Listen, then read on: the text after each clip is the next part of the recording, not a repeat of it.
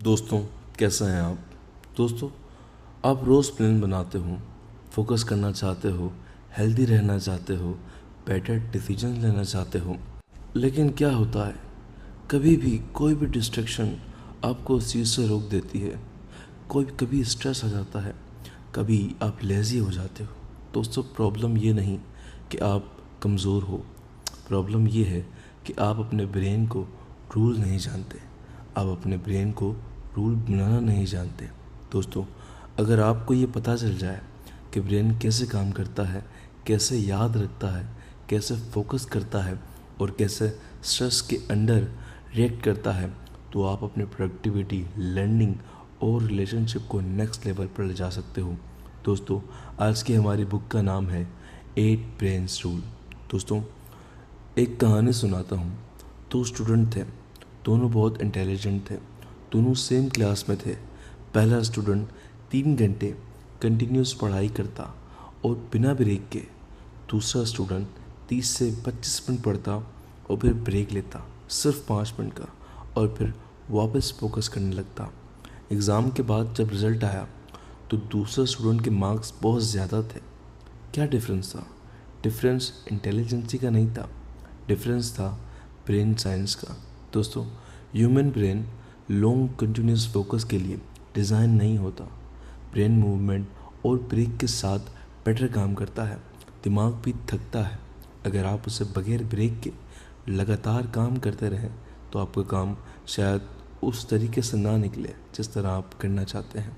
जब आप ब्रेन के नेचुरल रूल्स के अगेंस्ट काम करना चाहते हैं तो आप थक जाते हैं। जब आप ब्रेन के रूल्स को फॉलो करते हैं तो परफॉर्मेंस नेचुरली इम्प्रूव हो जाती है। हमारा पॉइंट नंबर 1 है एक्सरसाइज बूस्ट ब्रेन पावर। दोस्तों, सबसे पहला और सिंपल रूल है लेकिन बहुत पावरफुल है। ब्रेन मूवमेंट के साथ बेटर काम करता है। ह्यूमन ब्रेन जिम में नहीं बना, वो एवोल्यूशन के दौरान मूवमेंट के साथ डेवलप हुआ है। हमारे आबाओ अजदाद रोज़ चलकर खाने को तलाश करते थे, खाने को ढूंढा करते थे। उनका ब्रेन, उनकी बॉडी एक सिस्टम था। और आज हम एक चेयर पर 8 से 10 घंटे गुजार देते हैं और फिर ये एक्सपेक्ट करते हैं कि फोकस हमारा शार्प होना चाहिए, लेकिन ब्रेन स्टैटिक रहने के लिए नहीं डिज़ाइन हुआ। दोस्तों, एक कहानी है। इमरान एक कॉर्पोरेट एम्प्लॉय था।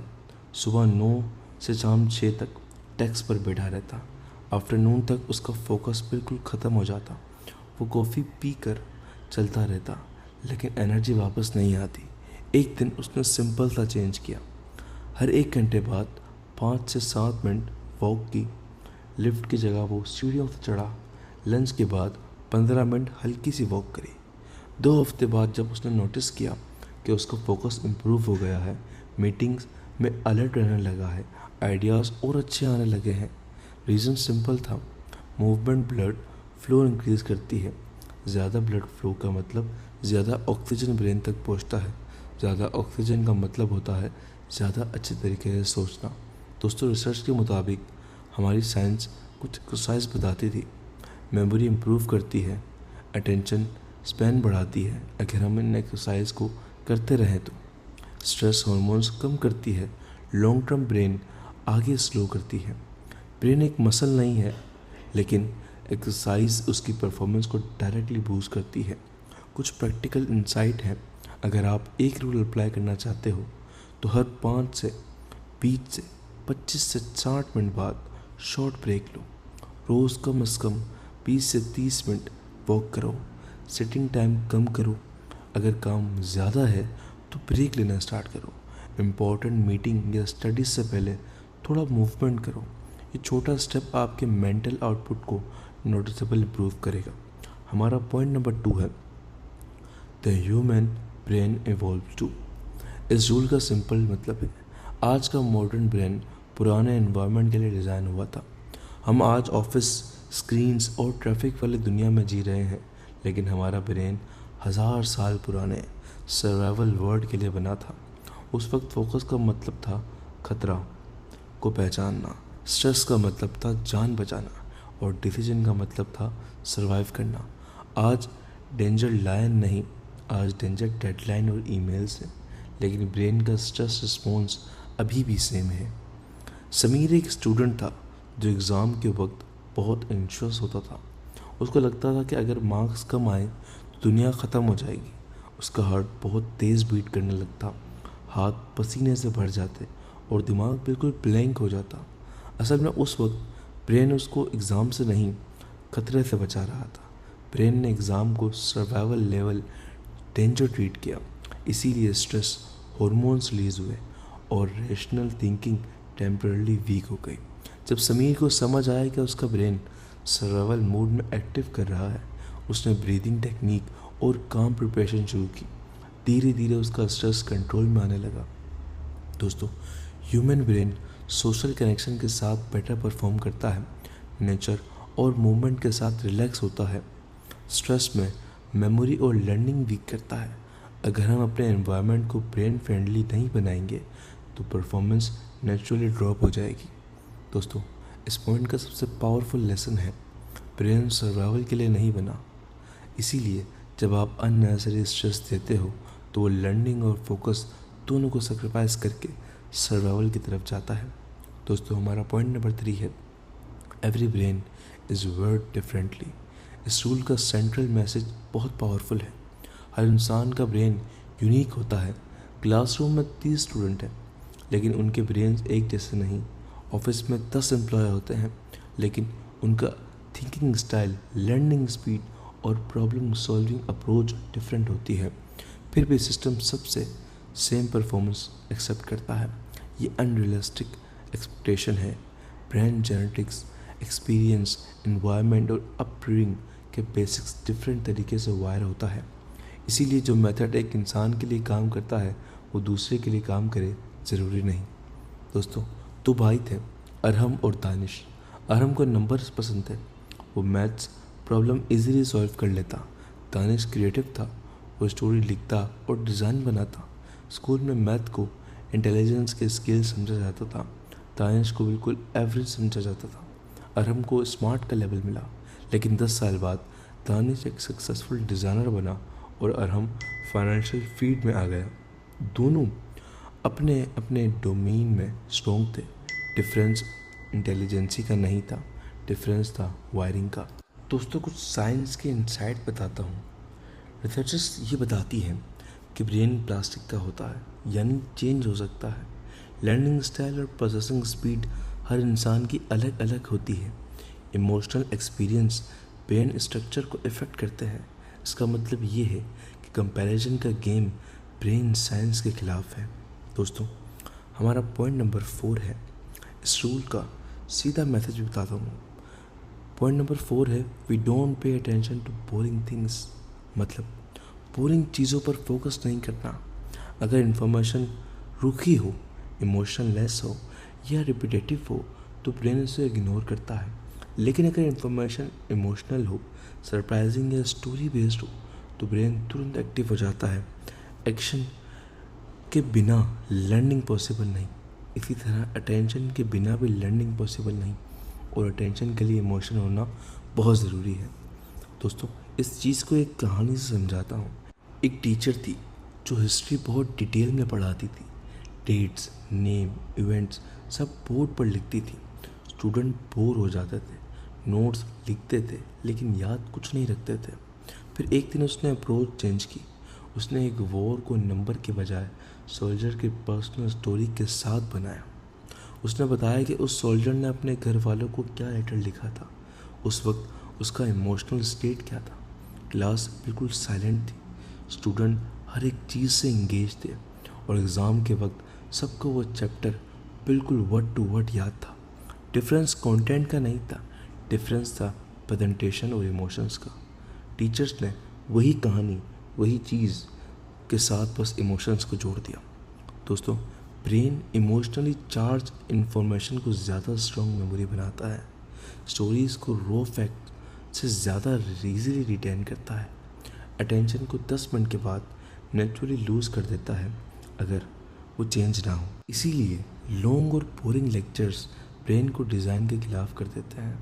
इसीलिए अगर यूनी में जाते हैं और कोई प्रोफेसर आपको कोई लॉन्ग लेक्चर दे दे तो आप बोर हो जाते हैं, जबकि वो लेक्चर को अगर इस तरह दिया जाए कि उस चीज़ के साथ उसका इमोशन जोड़ दिया जाए, तो शायद आप उस चीज़ को और अच्छे से इंगेज कर पाएँ।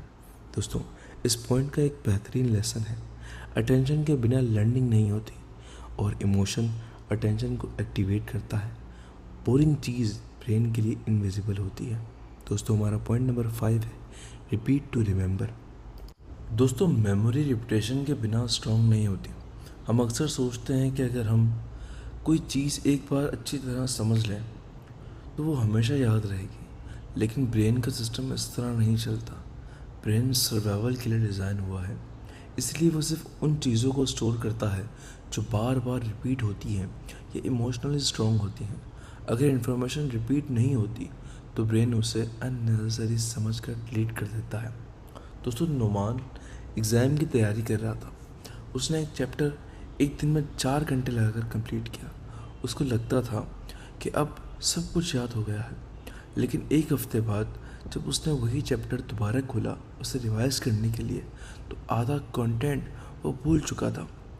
उसका दोस्त साथ ने अलग स्ट्रेटजी यूज़ करी। उसने चैप्टर को शॉर्ट सेशन में डिवाइड किया। पहले दिन पढ़ा, दूसरे दिन थोड़ा रिवाइज किया, फिर तीसरे दिन क्विक रिवीजन और एक हफ्ते बाद दोबारा। हर बार छोटी रिपीटेशन हुई। एग्ज़ाम के वक्त साथ को ज़्यादा क्लैरिटी थी। डिफरेंस इंटेलिजेंसी का नहीं था, डिफरेंस था रिपीटेशन का। दोस्तों, रिसर्च कहती है स्पेस रिपीटेशन मेमोरी को लॉन्ग टर्म स्टोर करता है। शॉर्ट इंटेंस क्रैम्बिंग सिर्फ टेम्पररी मेमोरी क्रिएट करता है। दोस्तों, ब्रेन पैटर्न्स को रिपीट होने पर स्ट्रॉन्ग न्यूट्रल कनेक्शन बना देता है। यहीं पर अगर किसी स्किल या नॉलेज को परमानेंट बनाना चाहते हो तो उसे रिपीट करना बहुत ज़रूरी है। दोस्तों, अब हम चलते हैं हमारे पॉइंट नंबर 6 की तरफ, लेकिन इससे पहले मैं आपको एक छोटी कहानी सुनाना चाहूँगा जिससे आपको इस पॉइंट को समझने में बहुत आसानी होगी। एक प्रोफेसर था जो 2 तरीक़ों से एक ही टॉपिक पढ़ाता था। पहले लेक्चर में वो सिर्फ स्लाइड्स पर टेक्स्ट लिखकर एक्सप्लेन करता। स्टूडेंट को कुछ दिन बाद कुछ ज़्यादा याद नहीं रहता, और दूसरा लेक्चर में उसने वही सेम टॉपिक को डायग्राम्स या फिर ये कहे कि रियल लाइफ एग्जाम्पल और शॉर्ट वीडियो की तरह एक्सप्लेन करना शुरू किया। स्टूडेंट ने टॉपिक्स को आसानी से रिकॉल किया। दोस्तों, कंटेंट सेम था, लेकिन ब्रेन ने उसे अलग तरीके से प्रोसेस किया, और जब मल्टीपल सेंसेस एक्टिव होते हैं तो ब्रेन ज़्यादा स्ट्रॉन्ग कनेक्शन बनाता है। दोस्तों, पॉइंट नंबर 6 है रिमेंबर टू रिपीट। दोस्तों, रूल नंबर 5 ने बताया था कि रिपीटेशन मेमोरी को स्ट्रॉन्ग करती है, और रूल नंबर 6 इस बात को गहरा करता है कि ब्रेन विजुअल और मल्टी सेंसर इन्फॉर्मेशन को ज़्यादा इफेक्टिवली याद रखता है। दोस्तों, सिर्फ वर्ड सुन लेना या पढ़ लेना काफ़ी नहीं होता। जब इन्फॉर्मेशन के साथ इमेज, साउंड या इमोशन अटैच हो जाता है तो मेमोरी और स्ट्रॉन्ग हो जाती है। दोस्तों, ब्रेन पिक्चर्स को टेक्स्ट से ज़्यादा फास्ट प्रोसेस करता है, इसीलिए हम एक चेहरा तुरंत पहचान लेते हैं, लेकिन किसी पैरा को याद करना बहुत मुश्किल लगता है।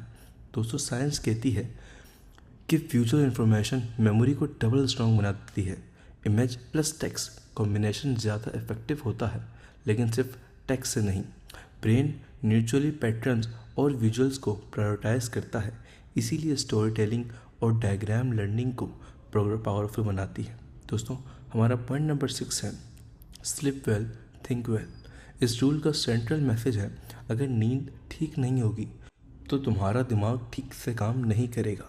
लोग क्या करते हैं कि प्रोडक्टिविटी के चक्कर में अपनी नींद को सेक्रीफाइस कर देते हैं। वो सोचते हैं कि कम सोना ज़्यादा काम करने के बराबर है, लेकिन ब्रेन साइंस इस बात को कम्प्लीटली रिजेक्ट करती है। स्लीप लग्जरी नहीं होती, स्लीप बायोलॉजिकली नेसेसरी होती है। दोस्तों, तारिक एक एम्बिशन स्टूडेंट था। एग्ज़ाम के टाइम वो रात रात भर जागता, कॉफ़ी पीता रहता, नोट्स को रिवाइज करता और 3-4 घंटे की स्लीप को गुजारा करता। उसको लगता था कि वो स्मार्ट स्ट्रेटजी यूज़ कर रहा है, लेकिन एग्ज़ाम हॉल में उसका दिमाग बहुत स्लो हो गया। सिंपल चीज़ें कंफ्यूज कर रही थी। जो याद था वो भी वो भूल चुका था। उसका दोस्त हमजा बिल्कुल अपोजिट करता है। वो 7 से 8 घंटे सोता था और लास्ट नाइट पूरी अच्छी तरीके से स्लीप करी। एग्ज़ाम में उसका फोकस बिल्कुल शार्प रहा। डिफरेंस स्टडी टाइम का नहीं था, डिफरेंस था तुम्हारे स्लीप का। दोस्तों, स्लीप के दौरान ब्रेन दिन भर की इन्फॉर्मेशन को ऑर्गेनाइज करता है, शॉर्ट टर्म मेमोरी को लॉन्ग टर्म मेमोरी में कन्वर्ट करता है, टॉक्सिन को क्लियर करता है और इमोशनल स्टेबिलिटी रीस्टोर करता है। दोस्तों, अटेंशन को वीक करती है स्लीप की डाइवर्सिफिकेशन। दोस्तों, डिसीजन मेकिंग को इफ़ेक्ट करती है, मूड स्विंग और स्ट्रेस बढ़ाती है। यानी अगर आप नींद सेक्रीफाइस करते हो तो आप ब्रेन की परफॉर्मेंस सेक्रीफाइस कर रहे हो। दोस्तों, इस पॉइंट का एक असली राज बताता हूँ। थका हुआ ब्रेन इंटेलिजेंट डिसीजन नहीं ले सकता। रेस्टेड ब्रेन क्रिएटिव, फोकस्ड और स्टेबल होता है। दोस्तों, हमारा रूल नंबर 8 है, जो कि हमारी इस किताब का आखिरी रूल है। स्ट्रेस लेस परफॉर्म मोर। अक्सर लोग सोचते हैं कि स्ट्रेस प्रोडक्टिविटी बढ़ाता है। रियलिटी ये होती है कि स्ट्रेस ब्रेन के लिए एक जहर की तरह काम करता है। स्ट्रेस के दौरान बॉडी फाइट और फ्लाइट मोड में रहती है। शॉर्ट टर्म में फोकस टेम्पररी बढ़ सकता है, लेकिन लॉन्ग टर्म में लर्निंग, मेमोरी और फैसला करने की ताकत बहुत डैमेज होती है। दोस्तों, ब्रेन स्ट्रेस को नेचुरली डिटेक्ट करता है। अगर स्ट्रेस कंटिन्यूस हो, नर्वसनेस वीक हो जाते हैं और जो सेल तुम्हारे मेमोरी के लिए रिस्पॉन्सिबल होते हैं वो श्रिंक हो जाते हैं। दोस्तों, शमी एक सॉफ्टवेयर इंजीनियर था। डेडलाइन और ओवरवर्क की जगह वो हर दिन एंजाइटी में रहता। उसका फोकस ड्रॉप हो गया था, मिस्टेक्स बहुत बढ़ रही थी और क्रिएटिविटी बिल्कुल ज़ीरो हो गई थी। फिर उसने कुछ चेंजेस शुरू की। रोज़ 10 मिनट मेडिटेशन करता, वॉक करता, ब्रेक के दौरान डीप ब्रीथिंग बिफोर मीटिंग। 2 हफ्ते बाद उसका माइंड क्लियर हुआ, मिस्टेक्स कम हुई और क्रिएटिव सॉल्यूशन आने लगे। समी ने रियलाइज़ किया कि स्ट्रेस कम करना प्रोडक्टिविटी को शॉर्ट कर देता है। दोस्तों, ब्रेन का असली राज है कि अगर आपका ब्रेन का डिज़ाइन आपके सक्सेस और फेलियर को डायरेक्टली अफेक्ट करता है। Exercise, sleep, stress management, repetition और अटेंशन, ये सब आपके ब्रेन्स के रूल के मुताबिक काम करते हैं। अगर आप इन रूल्स को इग्नोर करते हो तो आप अपनी लाइफ को अननेसेसरी हार्ड बना रहे हो।